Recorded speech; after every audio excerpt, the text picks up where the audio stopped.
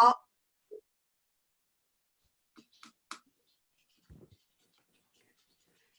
all-powerful God, you are present in the whole universe and in the smallest of your creatures. You embrace with your tenderness all that exists. Pour out upon us the power of your love that we may protect life and beauty. Fill us with peace that we may live as brothers and sisters, harming no one. O God of the poor, help us to rescue the abandoned and forgotten of this earth, so precious in your eyes. Bring healing to our lives that we may protect the world and not prey on it, that we may sow not pollution and destruction. Touch the hearts of those who look only for gain at the expense of the poor and the earth.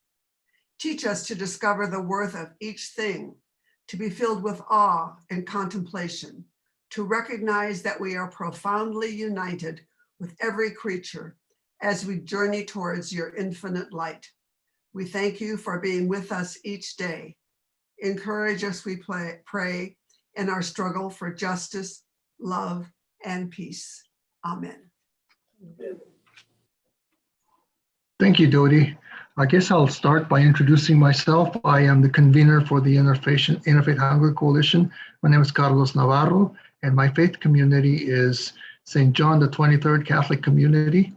I'll go according to my screen, so I'll call on you. First on my screen on the left is Jane. I'm Jane Braithwaite. I'm a member of the Church of Jesus Christ of Latter-day Saints, and I am in the Albuquerque East Stake. Jane will be introducing our guests later, so I'll bypass them now, but I'll go to Ellen. My name is Ellen Bulow. I'm a member of Holy Rosary Catholic Community. Okay, Dodie. I'm Dodie Hawkins, and I'm a member of Central United Methodist Church and a member of United Methodist Women. Thank you, Dodie. Judy. I'm Judy Messel from All Saints Lutheran Church on the west side of Albuquerque. Thank you, Judy. Swarupa. You caught me off guard, Carlos. I'm Swarupa, and I was formerly at the Storehouse, and now I'm at Horizons Academy, and my faith community is Prince of Peace. Thank you, Swarupa. Kathy. Hi, everybody. I'm Kathy Fries, and I'm the Director for Community Involvement at Catholic Charities, and my faith community is Holy Rosary Catholic Church. Thank you, Kathy. Maria.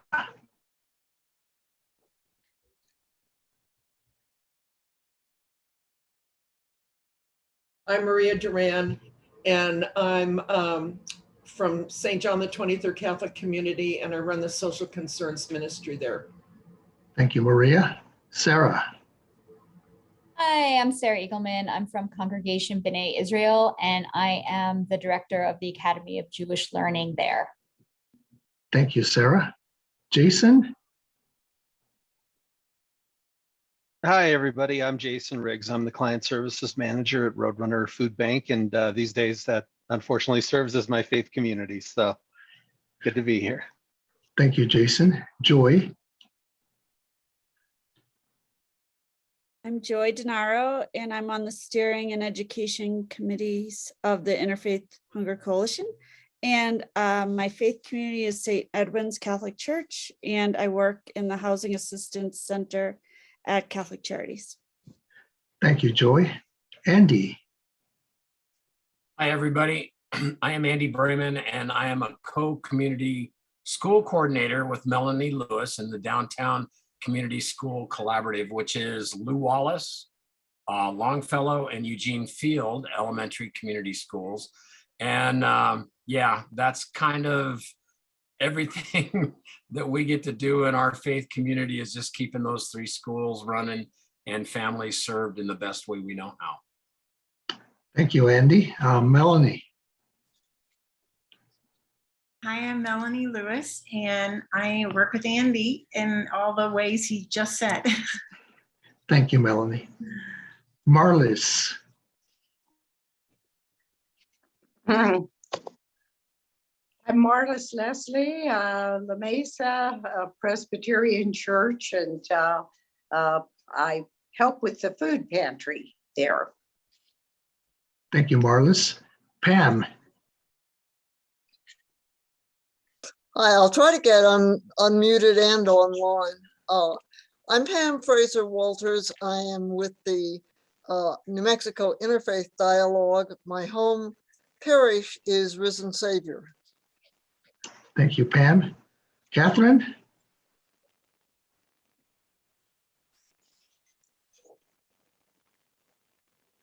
I'm Catherine Arndt, and I'm on the education committee, but I currently live in Dallas. So I just come and join, learn more. Thank you very much. Thank you, Catherine. And then I hope I pronounced this correctly. Otiamba? Yes, you got it correct. Otiamba with a think tank called Think New Mexico. I worked on the food tax, and was gonna also part of the food depot advocacy committee. All right, thank you, Otiamba. Okay, I'll turn it over to Jane. She's going to be introducing our guests and actually doing an introduction for our program. It's all yours, Jane. Thank you. And I love hearing where everybody's from and what they're working on. Food became a passion. Well, food's a passion anyway, but hungry people and food became a passion as I spent the last 3 years working with then Representative Salisbury and now our Congresswoman.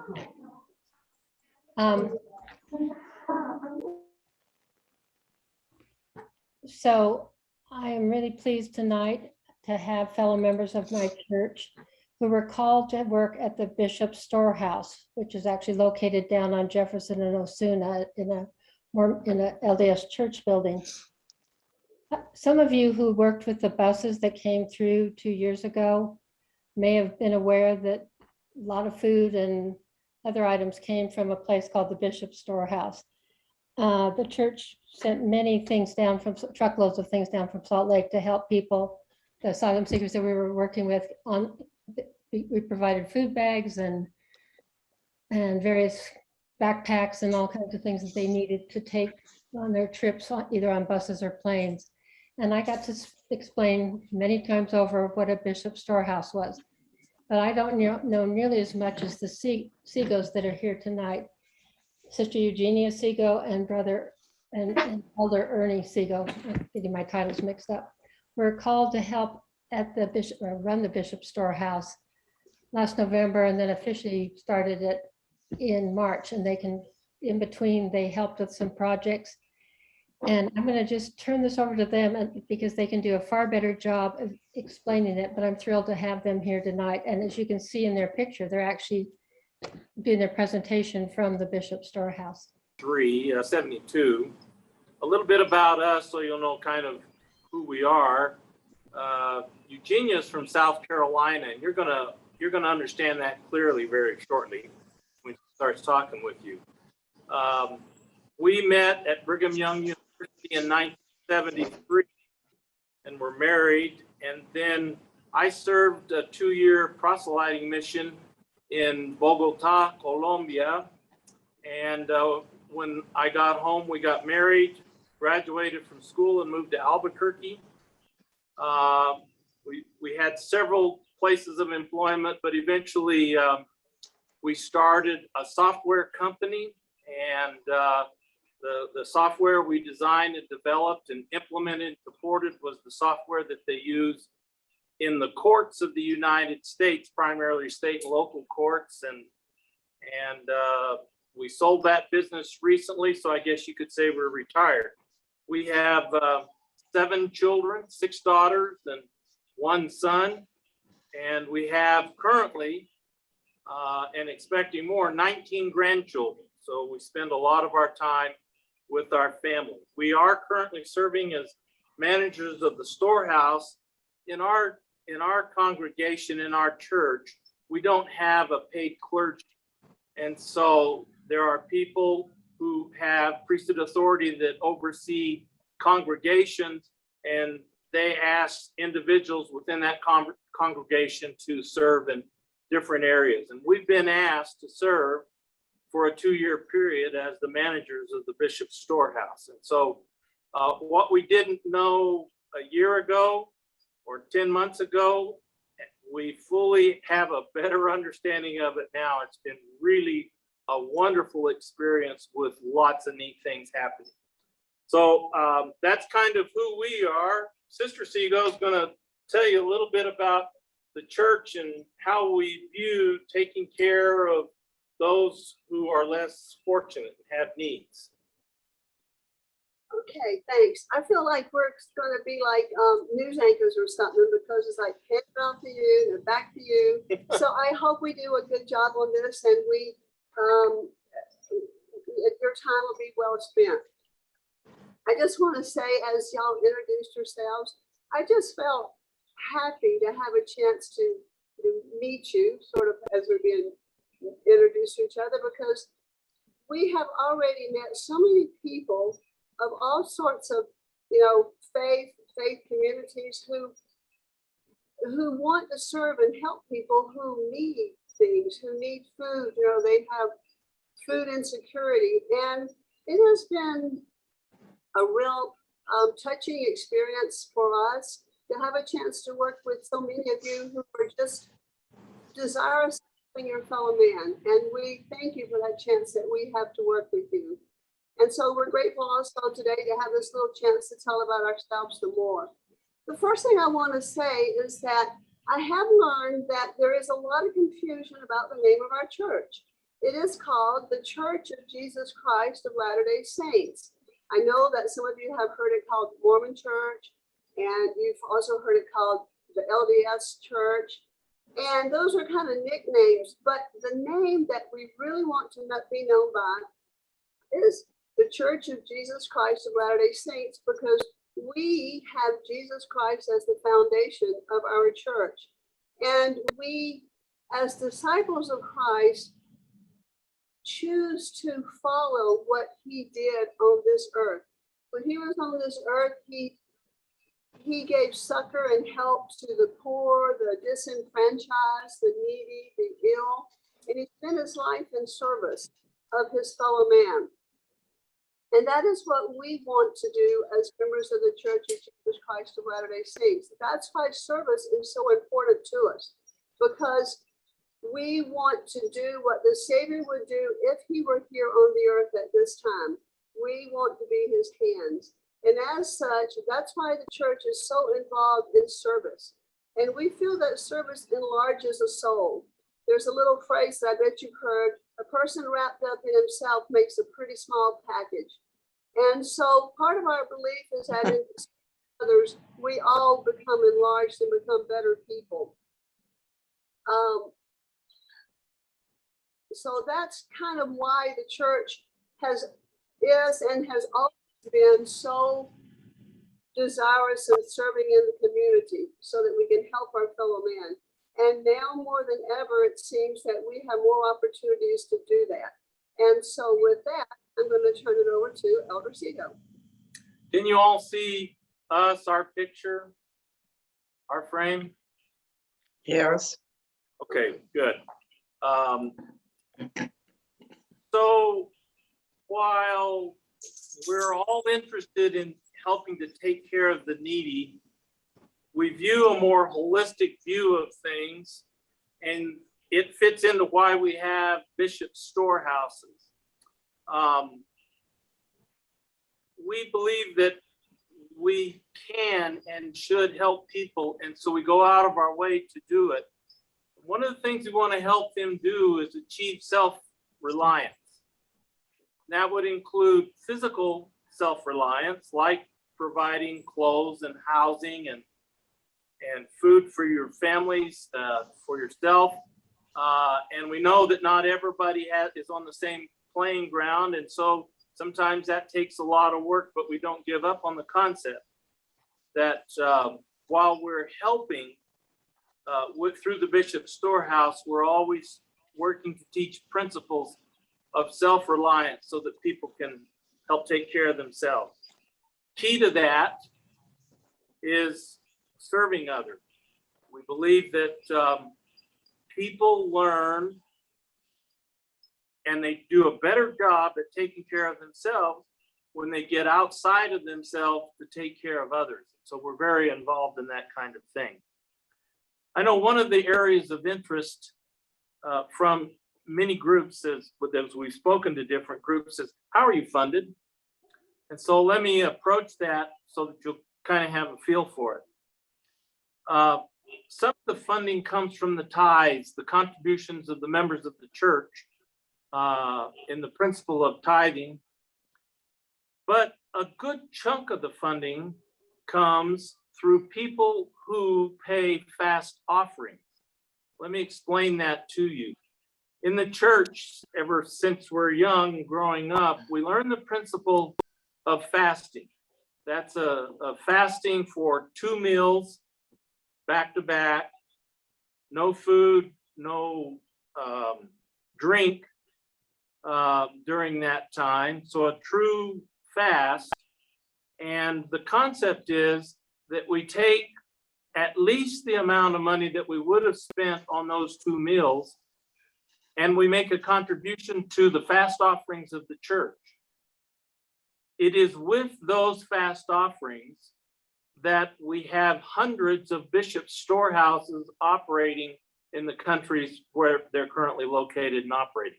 One of them happens to be here in Albuquerque.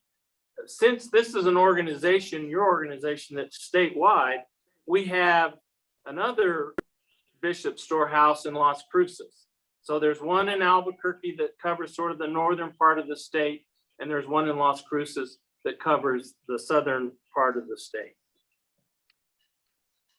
Sister Sego, what else can you tell us about things? Okay, so now that we're kind of focusing in a little bit more on the storehouse itself, there are several things that the storehouses do.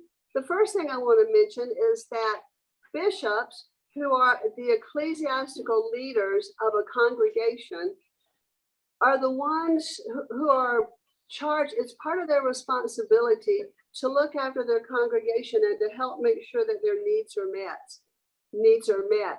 And so when there are people who need food and other commodities, the bishop has the Bishop Storehouse as a support, and he's able to create an order for a family or people, and we get the order and then we fill that order for them.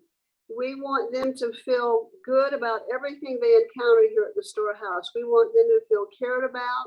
We want them to have a memorable moment when they come here, that they know that they are regarded as people of worth and importance.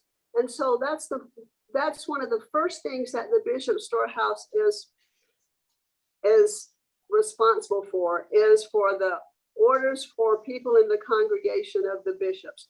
We have about 60 wards in the Albuquerque area, and those wards are divided into 7 stakes. And you've probably heard of stake presidents, because they are also our priesthood leaders that work with us in our humanitarian efforts and in the Bishop Storehouse. So you've heard of bishops and stake presidents. So that's one thing, is the orders that the bishops create for families. The next thing is that we also have humanitarian partners that we are able to work with. We have humanitarian partners that are here locally that we work with, and we are able to supply some of the food and commodities that they need as they work directly, generally, with the public who receive those foods. That's how we've had a chance to meet several of you, and we've really been appreciative of those opportunities to meet you. Then we also have humanitarian projects that are in addition to the partnership projects. And it was just like was mentioned, 2 years ago in 2019, we worked with you local agencies. I know Catholic Charities was maybe the spearheader of it. And we helped with the asylum seekers as they were being sent on to other locations. And we helped bring the food in from Salt Lake, and they were packaged into little carry-on packs that would be about 3 days of food of non-perishable items. And we helped provide that, working with the other agencies. We also last year did a food box effort where we provided 60,000 tons of food to people throughout the state who needed food. And that was also in concert with other humanitarian agencies. Also in December, it was referred to, that's what we did. We worked with Farmers to Families, and we helped distribute 3,500 boxes of food, of perishable food commodities. They're about 35 pounds each. And we had to get them delivered to the people in their homes within 3 hours of the product coming off the truck. So those are three of the big things that are kind of outside of the Humanitarian Partner plan or the Bishop's Orders plan that we've worked on recently. Throughout the world, the church is always looking for ways to serve. The last time I heard it, and that's about 2 years ago, we had over 850 humanitarian projects going on throughout the world. And the church desires to be more involved in help in more ways as it can. There's a scripture that we have where it says that we desire to succor the weak, to lift up the hands which hang down, and to strengthen the feeble knees. And that is truly the goal of the work that takes place here in the Bishops Storehouse. Thank you. The Bishops Storehouse not only supplies these foods to the needy that come in through orders from the bishops, and it's all an online system. It flows miraculously well. But we also have a couple of other areas. One of them was the humanitarian that Sister Sego mentioned. But let me mention one you might not know about is that we believe that modern day prophets have guided us to prepare ourselves for tough times. And one of the things that has been said is that you should contemplate having at a minimum a 1-year supply of food that you could rely on if you lost your job, if something happened, if there were catastrophe, that you could use those resources. And so part of the Bishop's Storehouse, in addition to helping the poor and needy, is that we have a home food storage center. The commodities include things like wheat and sugar and beans, those kinds of things. They're focused on items that have long-term shelf life, something like 20 to 30 years. They're packaged by the church almost exclusively. We have our own, many of our own farms. We have our own facilities whereby we package up a lot of the food that we give out. And in particular, for long-term storage at home, the church has many of the items. People can come in, and I will have to tell you, based upon what I've seen in the last year, more than half of the people that come in aren't even members of our church. They find out about us, and we're happy to work with them. We love it. They come here, they're thinking about their families, they're getting these food items and buying food storage at a very reasonable price. And it doesn't take us all day, every day doing that, but we have a pretty good number of people that come in with the intent of being able to store food.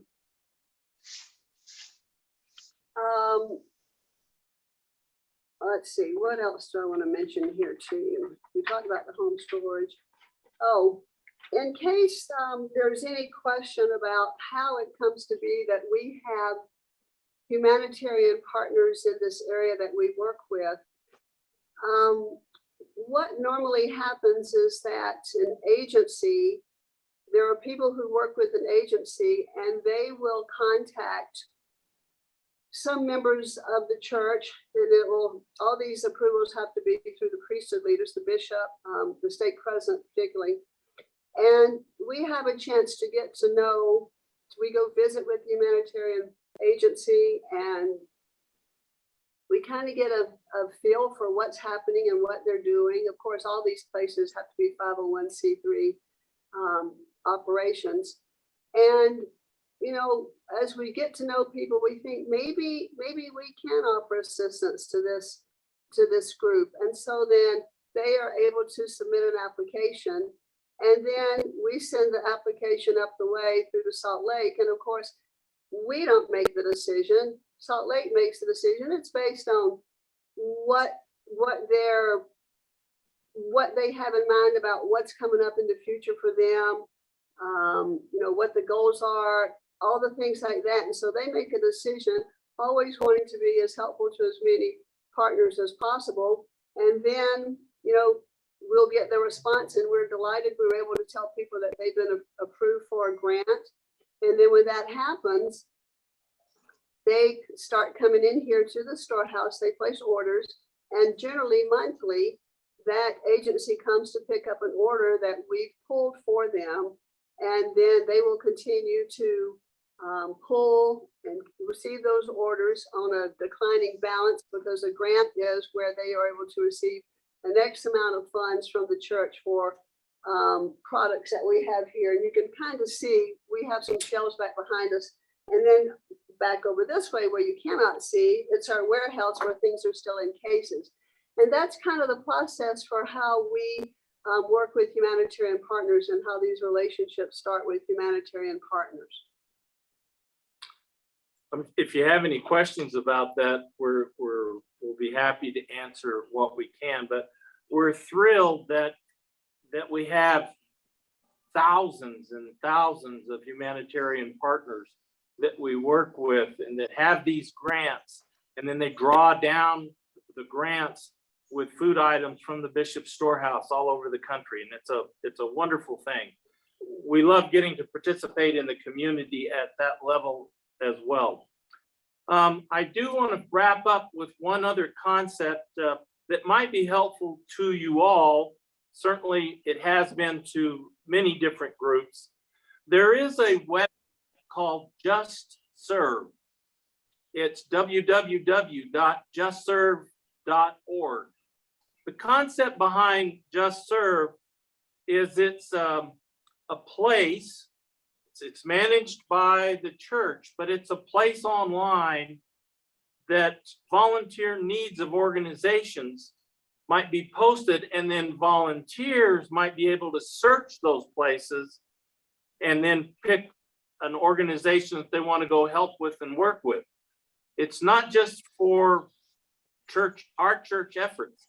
It's for anybody who would have a need to help them pull off some sort of a service effort in the community, and then be able to post that at Just Serve. And then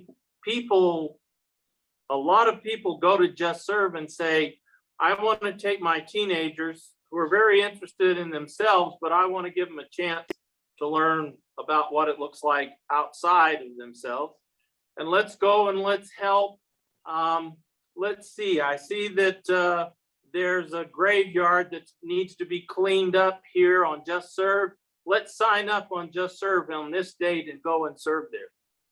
It's a really handy tool. It's very easy to use. I come out of the software business, and I can tell you, these guys did a great job writing this code. It's very user-friendly, and it works just like it's advertised to work. So if there's any interest beyond whatever discussions we have here, feel free to let us know. Otherwise, just go to www.justserve.org and take a look at it. Very self-explanatory. I think that's about all we want to cover, and I think that fits within our time frame. So tell us what you want to know that we didn't tell you. Can I just add a comment, a testimony to working with the Bishops Storehouse? This is Kathy with Catholic Charities, and this is our gap year at Catholic Charities, but the Bishops Storehouse has supported our in-kind donation center and our refugee and recently housed families for the last 3 to 4 years. And we use Just Serve as well. We got volunteers for World Refugee Day, specific needs and stuff that we might have at Catholic Charities.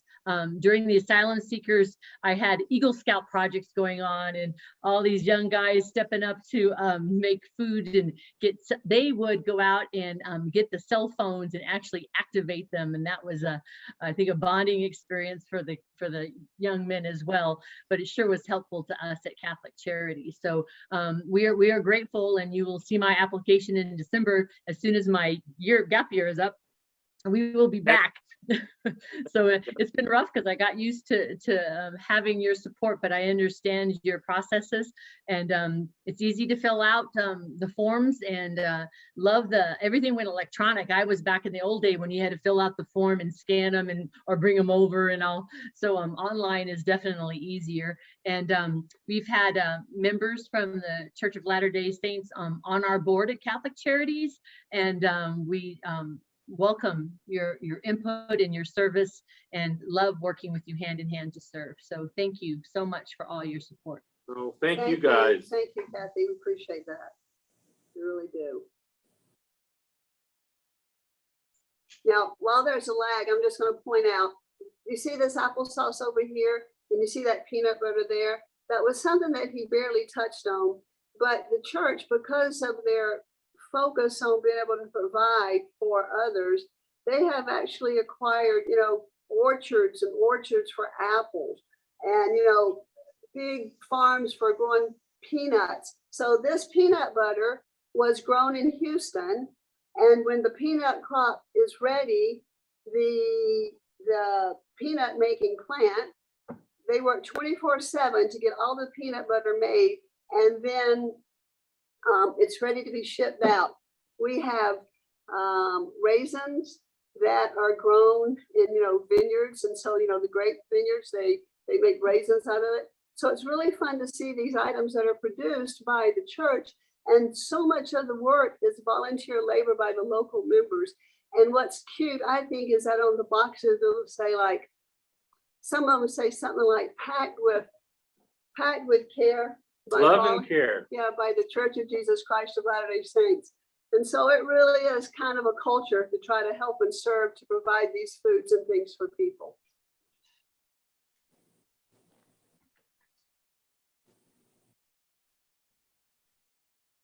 Well, I have a question. Do you have the canning and packaging operations here in Albuquerque? We used to. In fact, in this very same building we're sitting in. But the church found that they could be more efficient at having a massive operation of canning and packaging and so forth centralized, and then sending, for instance, Eugenia and I, Sego and I, have canned wheat for our home food storage many years ago. And wheat lasts a long time, so it really has been a long time ago. But now what the church does is they package it all up in big number 10 cans. They're sealed up nicely so they'll last a long time. They ship us the sealed up cans, and that's the home food storage component that people can come in and get. We don't do it anymore here locally.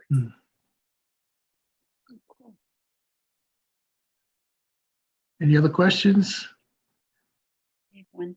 Ellen? Yes, hi, can you hear me? Yes, ma'am. Okay, good. I was just wondering, you do a marvelous job of serving the community. Do you ever go to a local farm and get any produce from people, or is that part of what you can do or not? A good question. We don't. Well, actually, there's kind of a qualifier to that. Locally here, we don't do that. But I have read that up in the Salt Lake area, there are farms that are actually, they have by arrangement made it such that the patrons, the recipients from the bishop's orders can get that food that's locally grown on those farms. So it does happen, it is possible, but where we are here in Albuquerque, it doesn't happen. Well, and the church doesn't lean that way now because, as you all know, we have to be so careful what we distribute out of this storehouse. Some of the people on your committee that introduced themselves earlier can tell you that the quality of the goods going out of here, if anything reaches date, we just give it away before it goes bad, because we're just not going to be able to, and we don't want to have the liability to not have good things. Now, Sister Sego is a master gardener, and we live in Corrales, and we're real involved with the Corrales effort, the Seed to Need group. So we're real familiar with what they do out there, and we work and help and sponsor Boy Scouts to be sure and go and serve and help and so forth. But that's how we contribute from that perspective. The storehouse, and pretty much in Albuquerque, we just don't go there. Thank you. Sure. You know what? I think this is kind of interesting. A couple of weeks ago, we looked at some of our lettuce and we thought, okay, that outer leaf looks kind of brown, but the head of lettuce is good. So we thought, well, can we open up the package and take off that outer leaf of lettuce? So of course we have to verify everything with our regional office. And he said, no, you cannot do that. You cannot open up that packaging. By doing that, you would have to have a food handler's license. I'm sure a lot of you people are familiar with all those requirements. You'd have to have a food handler's license. And so we can't do anything. They're just so particular about all the food that comes in, you know, and where it comes from. And so without it being a place that's like an approved farm that's been, you know, they've looked at it, approved it, then no, we can't bring anything like that in at all. So thanks for that question. Thank you. But I do buy food from farm stands, by the way. Oh, let's see, is there anything else that might be interesting? Well, they might have questions. Yeah. Any other questions? I do. I was interested in the practice of the fast offering. You mentioned the 2 meals back to back. I mean, that's an interesting practice that any of us could do, I suppose, in our own lives. And how often is it done? Is it weekly or monthly? Or? Thank you for that question. It's every month, and it's the first Sunday of every month. The church worldwide knows that Fast Sunday is a special Sunday. So that it's tradition, it's not by any mandate or anything like that, that you'll skip your dinner and skip your breakfast, go to church, come home and fix a nice meal. And then the fast isn't complete until you contributed a fast offering to help the poor in need. And we really reap the benefits of that concept, because fasting is a spiritual concept, and it helps people to put themselves in a position where they're more sensitive to the Spirit itself. And then we have the funds that come in, and we try and use it through things like the storehouse so we can help others. I would like to say something so it doesn't sound completely hardcore. Fasting is it's a blessing. And people fast to the extent that they're able to fast. We would never expect people with medical conditions, you know, that you can't go without food, to have a fast like the way he described, no water, no food. Well, that would not be the man is supposed to be grumpy like that, I suppose. I don't know. But Sister Sego gave birth to 7 children. I promise she was not fasting. Good part of that time. Expectant moms, you know, you think what is good judgment? All right. For people who are able to fast, they are asked to fast the 2 meals, abstain from water if they can. Sometimes people take medications that they have to drink liquids more frequently. It's not something that you're either doing it this way or you're wrong, you know, but it's fasting accompanied with prayer, where we petition our Heavenly Father for help to help us do right, live right, think of other people, serve other people, and the 2 together is what creates our Sabbath fast. And then we are asked to give the value of the meal, but if people are able to contribute more, then a more generous fast offering is always welcome. And so that's how we are able to, in turn, help our fellow man through these things here. I think Swarupa had a question. I had more comment. I'm here specifically because they're my favorite couple, I think, in Albuquerque, and I just miss them. And so I wanted to make sure that I supported them. You know, the one thing I want to say is that we don't necessarily talk about how much volunteerism and how much serving was going on as well. When the pandemic hit and everyone was really worried, we really stayed open at the storehouse for two reasons. One was Roadrunner, who gave us, you know, a multitude of volunteers, as well as the Church of Jesus Christ Latter-day Saints. Those were the two groups that really stepped up to kind of give food as well as give people. And I will always have appreciation for that, because when the pandemic hit, everyone really needed to make that adult decision as to, are we going to put ourselves at risk? And we were not immobile. We stayed open with people coming to the door. And so I have a lot of appreciation for that, number one. Number two, the food that you receive is beyond anything. We were really fortunate to have food come into the storehouse pretty consistently. And we would have people who wanted to pay for the foods because it's so clean, right? And so everything that came in, like the meats and such, they were such high quality that nothing could even compare to it, right? In some ways, if you're not used to eating like really clean, gamey meat, you might not necessarily be used to it, but the food was really super clean. And so consistently people would say, hey, can we have a couple extra of that, and we'll pay for that. So, you know, the food is really excellent. The people are beyond the moon. And I don't think people necessarily know in the community, unless you've worked really closely with the group, how much time and care and love and food is really going out to other people other than their own organization. I think that is a big kudos to them for how much, you know, they did for the Albuquerque community and beyond that, right? I mean, it really impacted us when we really needed them, and they deserve a round of applause just for that, because they did a lot of work, and I am really appreciative, as we all are. Thank you, Swarupa. But thank you for that. We appreciate that. I can attest to what Swarupa said as well. When the pandemic first broke out, about 10% of our network had to close down just due to it. So we found ourselves having to do a lot of mobile food pantries to fill in that gap. And those young volunteers from I don't even know where they came from. I don't know if it was through Just Serve or word just got out. But to this day, yeah, we have a lot of young people from the Church of Jesus Christ and Latter-day Saints coming out to our mobile food pantries and helping us out. Good, good. I probably should just add a little explanation. So we're specifically associated with the storehouse. A lot of you have referred to these young people. And as you can see, Sister Sego and I are barely over 30, but we're probably not young people. And what happens is you know all about the Mormon missionaries. Well, they're proselyting missionaries, most of them, and they want to be able to help in the communities where they serve for that year and a half for the young women and 2 years for the young men. They're 19 years old. The young women are 19.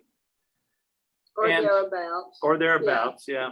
And they have a chance each day to spend some time serving in the humanitarian groups like all of you represent, or in some other way.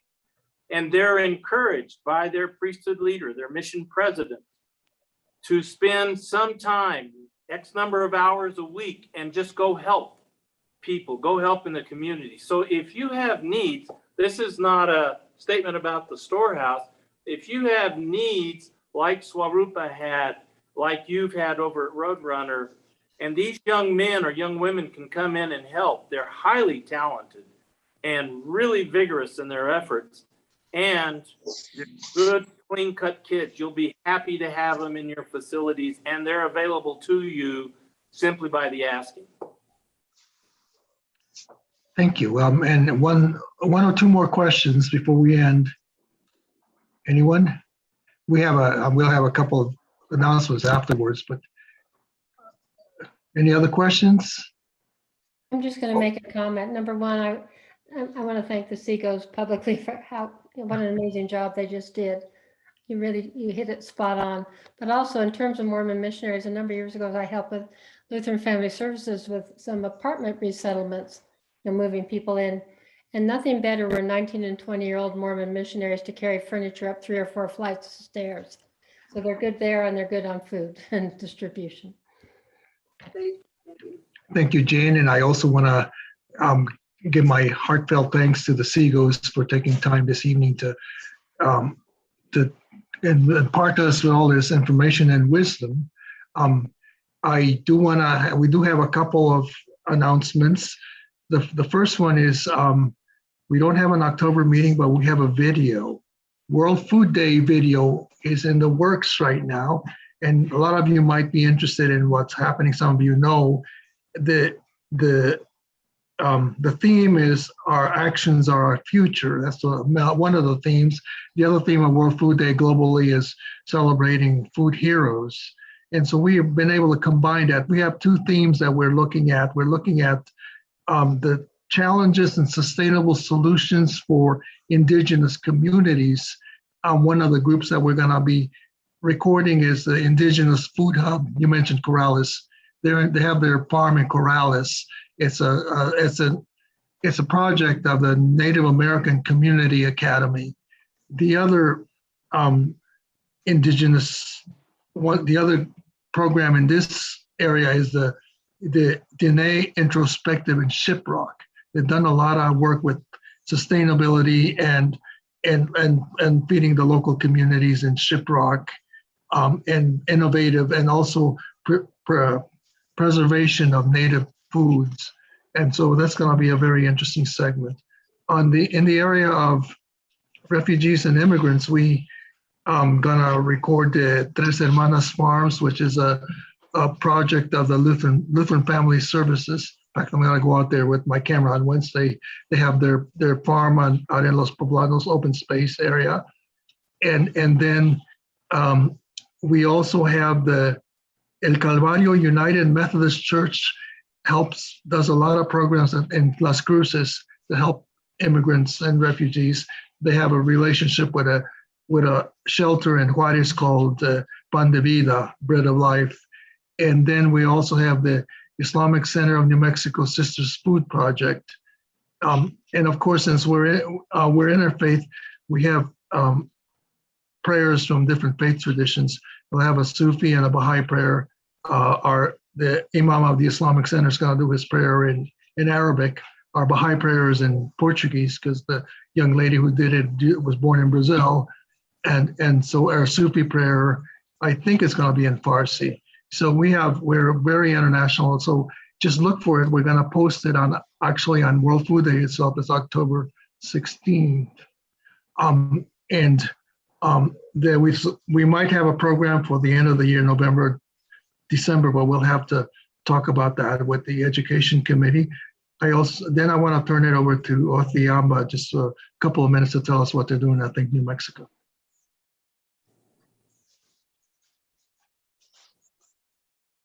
Othiamba? Yes, how you doing? Thank you for giving me just a few minutes to address you all.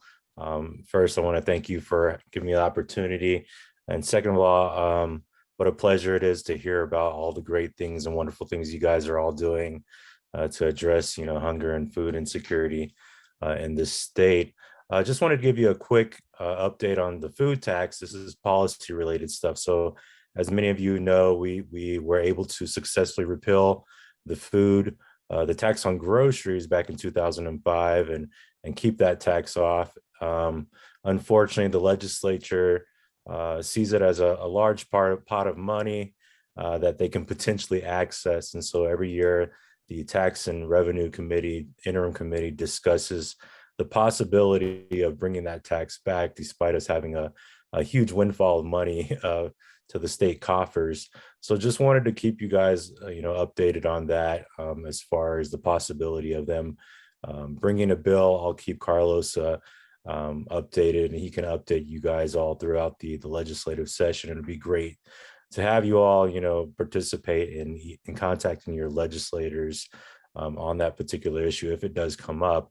Another recent thing during the pandemic, we were receiving calls from people saying that they were actually being taxed on their groceries from the delivery fees. So, you know, if you go to the store and you were trying to get your food delivered, they can tax the delivery, but they can't tax the actual food. So we found out that was happening. We contacted the tax department, raised a big fuss about that. And actually, we found out that Walmart was still doing it even after the law went back into effect July 1st of this year.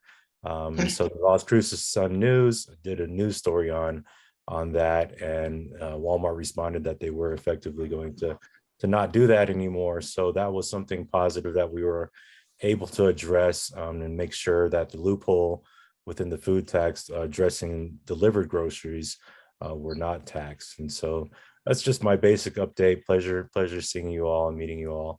Hope to be in touch with you all in the future. Thank you. Thank you, Athiamba.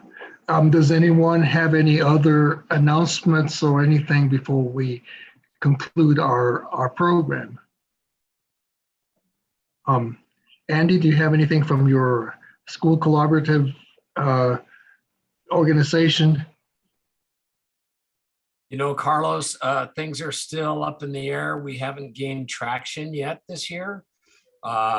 Before this meeting, I was able to deliver a big box of food to a family of ours that was in need. And we just continue doing what we can do. Our hope is that we'll be able to start sometime soon our diners on Wednesday evening. You know, we fed 11,400 people last year through a grab and go effort at our Wednesday night diners, but things are just still really up in the air and very chaotic right now within the public schools. All right. Anyone else? Well, I want to thank all of you, especially the Segos, but everyone. It's good to see Sarah again. We hadn't connected with her in a long time, and we want to be able to. This was recorded, so if you want to go back and watch something that you want to look at again, we're gonna post it. We're gonna post it on YouTube, and then we'll send out the YouTube link. Again, thank you to everyone, and watch for more information from us regarding World Food Day and whatever meeting we do have at the end of the year. All right. Thank you to everyone. Thank you. Okay, bye. Bye.